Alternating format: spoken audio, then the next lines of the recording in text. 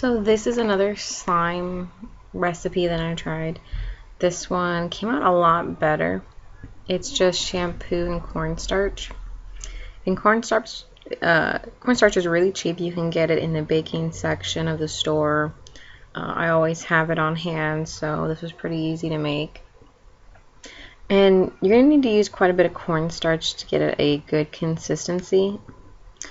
Mine's pretty slimy. I could have made it a little bit thicker, but as you see, it's getting pretty thick.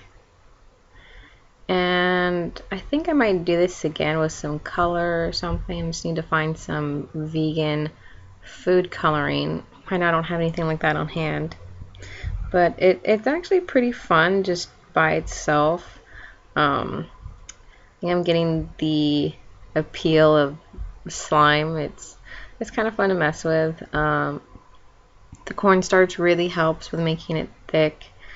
As you can see, it's pretty slimy, and the consistency that I have is a little bit stickier. You could probably add some more cornstarch so it's a little bit thicker, but yeah, this is the slime that I made. It's pretty fun to mess around with, play with your kids.